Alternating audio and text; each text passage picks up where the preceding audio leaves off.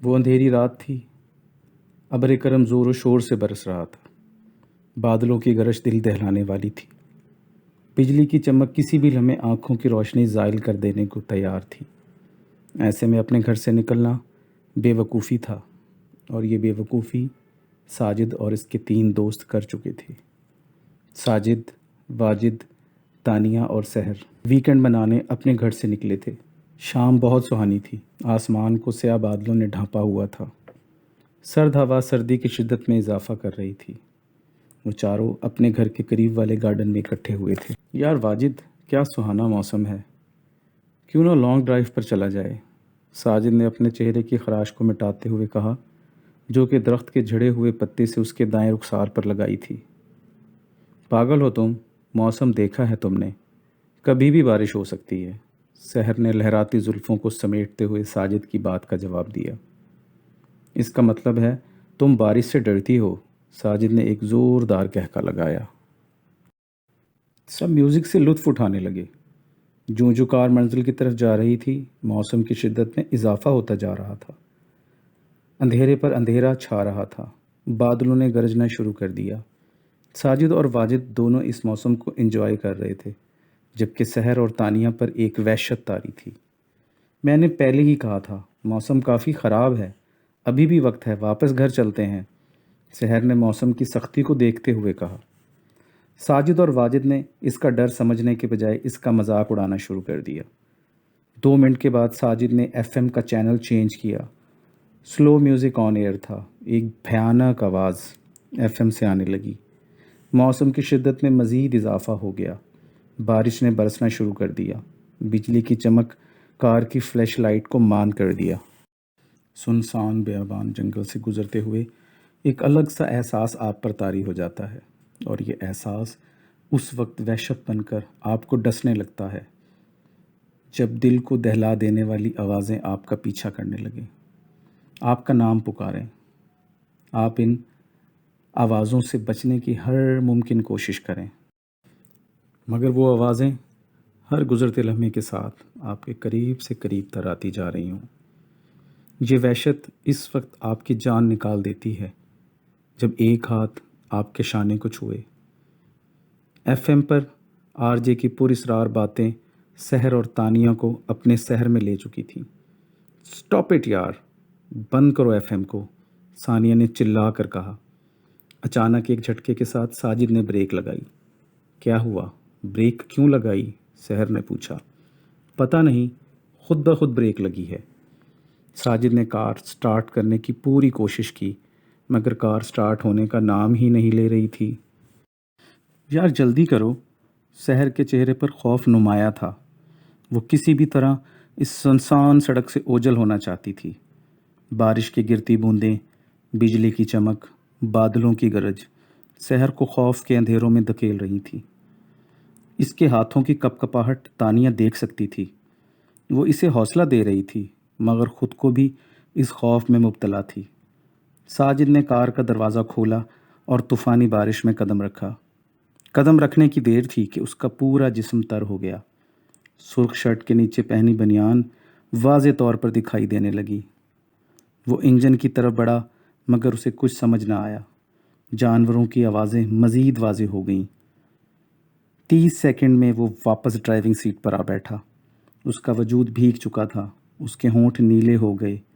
تندخو ہوائیں طوفانی بارش سے زیادہ خطرناک تھیں۔ کیا ہوا؟ واجد نے پوچھا۔ لگتا ہے انجن میں پانی چلا گیا۔ ٹیشو پیپر سے اپنا چہرہ صاف کیا۔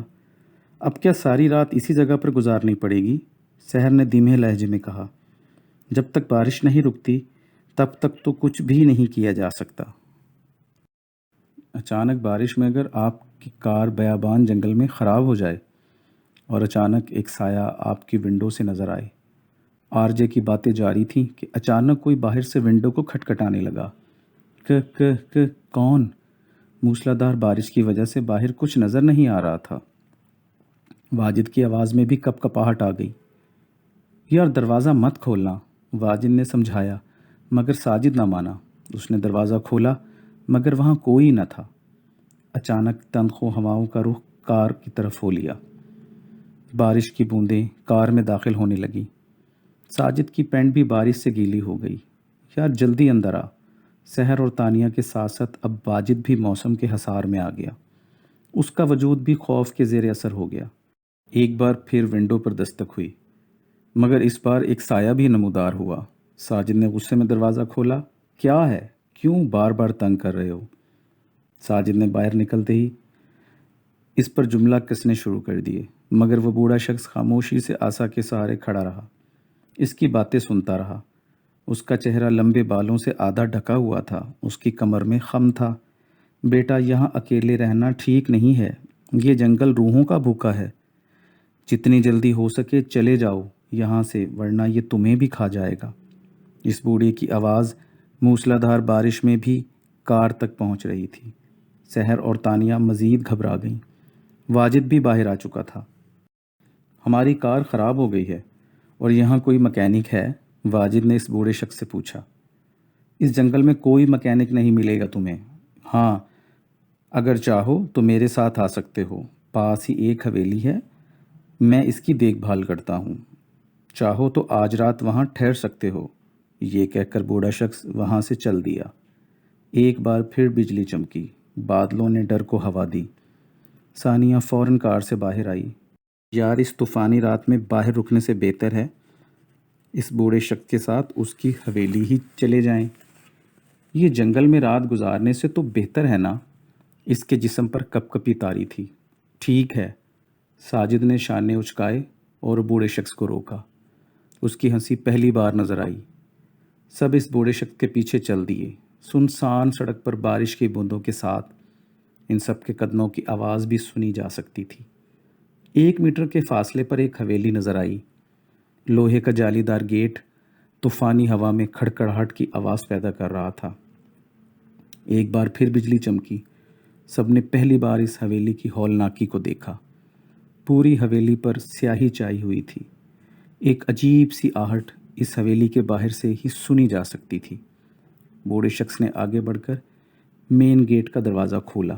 10 فٹ لمبا اور 5 فٹ چوڑا ایک دروازہ جاذب نظر تو نہ دیکھا، مگر اس کی وحشت ضرور رکھتا تھا۔ سب اندر چلے گئے۔ سب دوست بارش میں مکمل طور پر بھیگ چکے تھے۔ سب کے جسم پر کپ کپی تاری تھی۔ حویلی میں اندھیرا تھا۔ بجلی کی چمک نے ہر چیز کو روشن کیا۔ سامنے ایک صوفہ تھا جسے پھٹے پرانے کپڑے سے ڈھاکا ہوا تھا۔ دائیں طرف سے 60 کی دہائی کا ڈائننگ ٹیبل جس نے مٹی کا لبادہ اڑا ہوا تھا پڑا تھا۔ بائیں طرف ایک کمرہ تھا جس کو دیکھ کر کچن کا گمان ہو رہا تھا۔ ایک آہٹ وہاں سے مسلسل آ رہی تھی۔ گرج کی آواز نے اس آہٹ کو مدھم کر دیا۔ کتنی سنسان ہے یہ حویلی، آگے بڑھتے ہوئے ثانیہ نے کہا۔ اچانک دروازہ بند ہونے کی آواز آئی۔ سب نے مڑ کر دیکھا، وہاں کوئی نہیں تھا۔ یہ دروازہ، سحر نے کہا۔ اس کا چہرہ اس کے ڈر کو ظاہر کر رہا تھا۔ یہ حویلی 100 سال پرانی ہے، سب دروازے جام ہو چکے ہیں، کب کھلتے ہیں کب بند ہوتے ہیں پتہ ہی نہیں چلتا۔ خیر تم اوپر چلے جاؤ، آرام کرو۔ بوڑھا شخص کچن میں چلا گیا اور پھر 4 کینڈلز ہاتھ میں لیے واپس آیا۔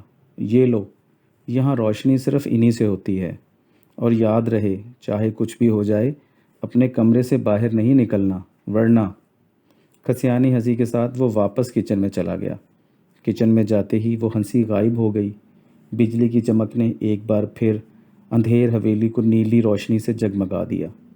سب دھیمے قدموں سے سیڑھیاں چڑھنے لگے۔ ہاتھوں میں کینڈلز روشن تھیں، مگر ہوا کے جھونکے اس روشنی کو بھی اچک لے جانے کو تیار تھے۔ اوپر والی منزل پر 4 دروازے تھے۔ سب ایک ایک کمرے میں چلے گئے۔ تانیہ دروازہ کھول کر کمرے میں داخل ہوئی۔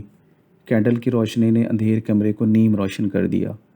صرف ایک ٹوٹا ہوا بیڈ تھا جس کو سیاہ کپڑے سے ڈھکا ہوا تھا۔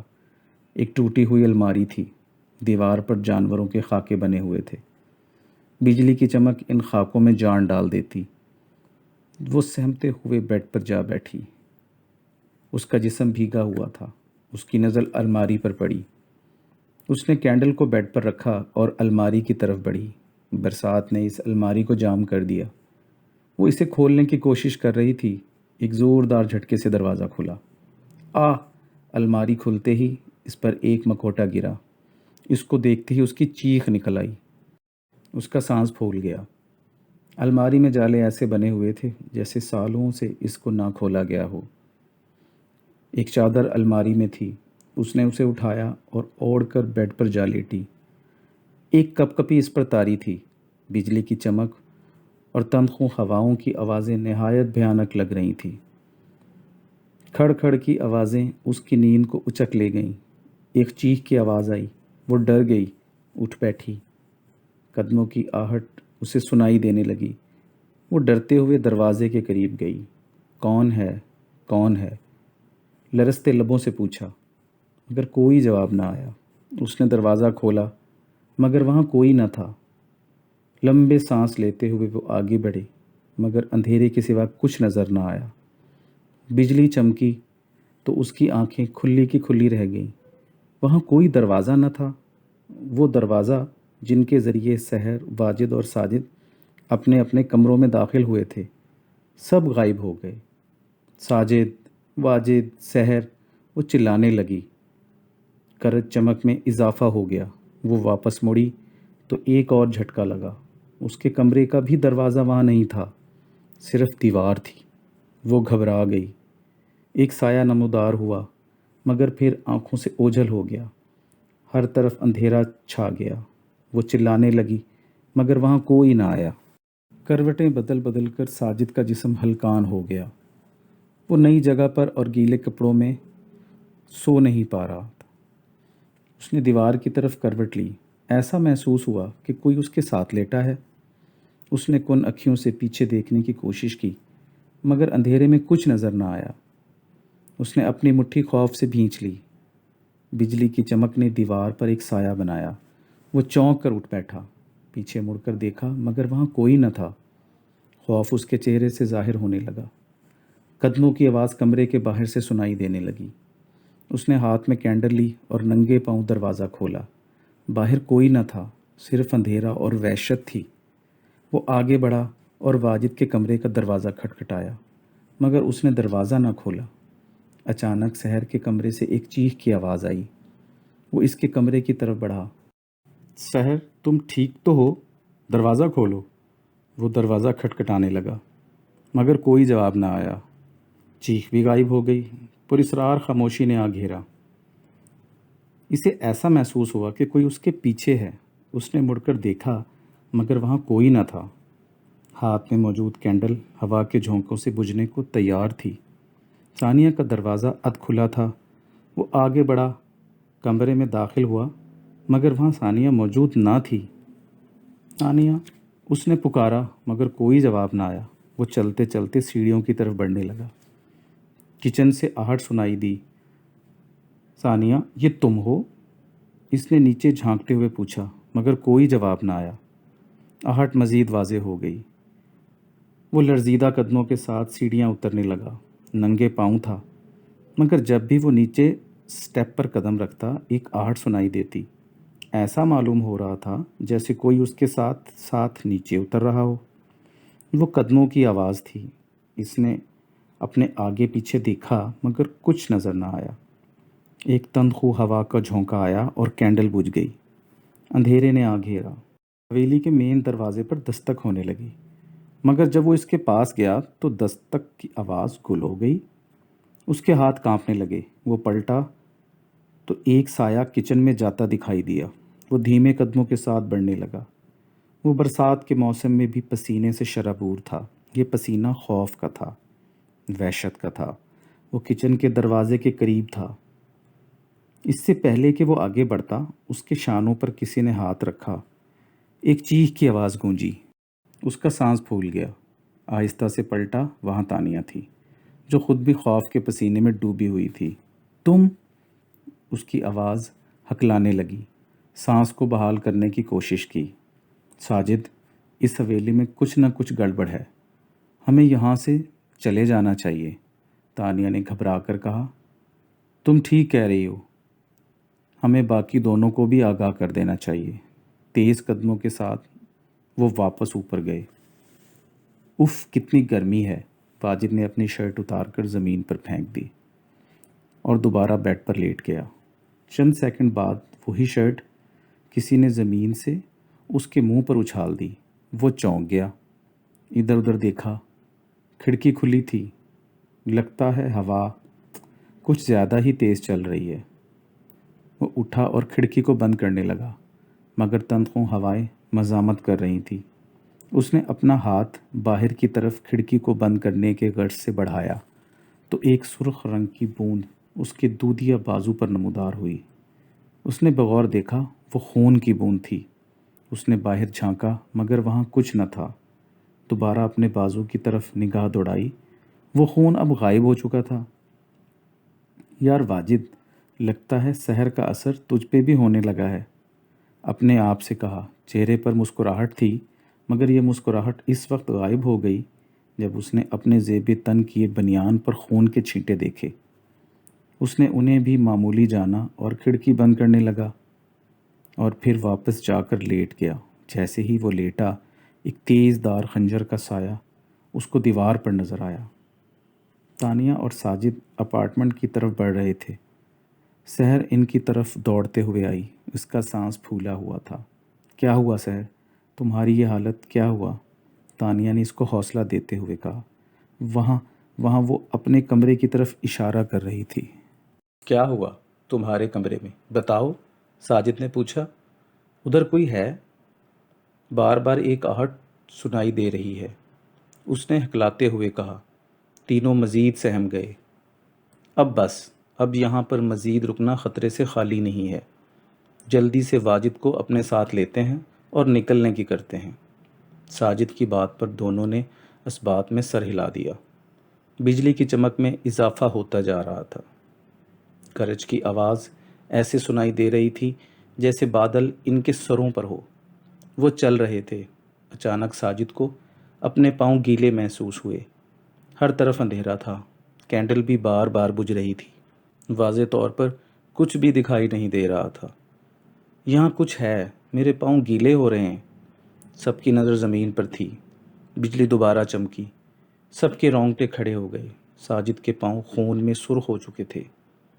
خون کے سبب اس کے ہاتھ سے کینڈل نیچے گر گئی۔ تانیہ اور سحر نے ایک دوسرے کو دبوچ لیا۔ ان دونوں کی سسکیاں حویلی میں گونجنے لگیں۔ ان کی نظر خون کے ماخذ کی طرف گئی، آنکھیں کھلی کی کھلی رہ گئیں۔ خون واجد کی لاش سے آ رہا تھا، اس کا سر کٹا ہوا تھا، آنکھیں کھلی تھیں۔ آہ! سحر کی چیخ نے بادلوں کو خاموش کروا دیا۔ ساجد کو بھی ایک جھٹکا لگا۔ اس سے پہلے کہ بجلی کی چمک اندھیرا کر دیتی، اس نے دونوں کا ہاتھ پکڑا۔ چلو یہاں سے۔ وہ بھاگتے ہوئے نیچے آئے مگر ایک آہٹ ان کا پیچھا کر رہی تھی۔ مین دروازے کی طرف بڑھے تو ایک آواز نے سب کو پیچھے مڑ کر دیکھنے پہ مجبور کر دیا۔ کہاں جا رہے ہو تم؟ یہ واجد کی آواز تھی۔ تینوں اسے دیکھ کر دوڑ گئے۔ وہ بنیان اور پینٹ زیب تن کیے ہوئے تھا۔ اس کی بنیان پر ابھی بھی خون کے نشانات تھے۔ مگر تم تو، ساجد نے ہکلاتے ہوئے کہا۔ میں کیا؟ وہ ان کی طرف بڑھنے لگا۔ دور ہٹو، ہمارے قریب مت آنا، ہم اچھی طرح جانتے ہیں کہ تم واجد نہیں ہو، ساجد نے پیچھے ہٹتے ہوئے کہا، مگر وہ مسلسل قریب آ رہا تھا۔ یار تم کیسی بات کر رہے ہو؟ میں واجد ہی ہوں۔ ان کی باتوں پر حیران تھا اور ان کی طرف قدم بڑھا رہا تھا۔ میں نے کہا رک جاؤ، ورنہ ساجد نے دیوار کے ساتھ لگے ایک گلدان کو اس پر پھینکا۔ آہ! پاگل ہو گئے ہو کیا؟ اس کے بازو سے خون بہنے لگا۔ تمہارے بازو سے خون؟ سحر آگے بڑھنے لگی۔ جب اتنی زور سے مارو گے تو خون ہی بہے گا۔ اف! سب اس کی طرف بڑھنے لگے۔ اگر تم زندہ ہو تو وہ لاش کس کی تھی؟ تانیہ نے گھبراتے ہوئے کہا۔ کون سی لاش؟ کیسی لاش؟ واجد چلا کر بولا۔ یار ہمیں جتنا جلد ہو سکے اس حویلی سے نکل جانا چاہیے۔ اس حویلی میں ضرور کچھ نہ کچھ ہے، ہمیں یہاں نہیں رہنا چاہیے، ساجد نے واضح طور پر کہہ دیا۔ مگر اس بارش میں کہاں جائیں گے ہم؟ واجد نے پوچھا۔ کہیں بھی یار، مگر اس حویلی میں اب نہیں رک سکتے، تانیہ نے کہا۔ سحر دروازہ کھولنے کے لیے آگے بڑھی مگر دروازہ کھلنے کا نام ہی نہیں لے رہا تھا۔ یار دروازہ نہیں کھل رہا، ساجد اور واجد نے بھی مدد کی، مگر بے سود۔ اس حویلی سے نکلنا اتنا آسان نہیں۔ ایک کھسیانی ہنسی ہوا میں گونجی، سب ادھر ادھر دیکھنے لگے، مگر وہاں کوئی نہ تھا۔ بجلی کی چمک بھی اس آواز کے مجسم کو سامنے لانے میں ناکام تھی۔ کون ہے؟ سامنے کیوں نہیں آتا؟ ساجد نے للکارا۔ تمہاری موت۔ ایک سایہ نمودار ہوا، بجلی چمکنے لگی، بادل گرجنے لگے۔ وہ سایہ ہر گزرتے لمحے میں اپنی شکل تبدیل کر رہا تھا۔ پہلے وہ ساجد کی شکل میں ظاہر ہوا، پھر سحر کی شکل میں نظر آیا، اور اگلے ہی لمحے وہ غائب ہو گیا۔ سب پر وحشت طاری ہو گئی۔ دروازہ کھولنے کی کوشش کی، مگر وہ بند رہا۔ سب نے باہر کے راستے کی تلاش شروع کر دی، مگر راستہ نہ ملا۔ چیخوں کی آواز تیز سے تیز ہو گئی۔ بجلی کی چمک نے سب کو جدا کر دیا۔ اگلے ہی لمحے سب ایک دوسرے کی آنکھ سے اوجھل ہو گئے۔ سب ایک دوسرے کی آواز سننے سے قاصر تھے۔ رات کا طوفان اب تھم چکا تھا۔ سیاہی کی جگہ روشنائی نے لے لی تھی۔ ایمبولینس کی آوازیں حویلی کے اندر سنائی دے رہی تھی۔ 4 لاشیں ان میں رکھی جا چکی تھیں۔ سب ان لاشوں کی حالت کو دیکھ کر حیران تھے۔ 3 کی موت ایک ہی طریقے سے ہوئی تھی۔ تینوں نے اپنے نفس کاٹ ڈالی تھی، جس پر کسی بھی قسم کی خراشوں کے نشان نہ تھے، سوائے ایک لاش کے۔ اس کا سر دھڑ سے جدا تھا۔ ایک تیز دھار خنجر سے اس کا سر کاٹا گیا تھا۔ خنجر بھی آلے کے پاس سے ملا، مگر اس پر 4 انگلیوں کے نشانات تھے۔ اسی خنجر سے سب کی نفس کاٹی گئی تھی۔ یہ پھر خود انہوں نے کاٹی تھی۔ اس کیس کو سلجھانے میں پولیس ناکام رہی۔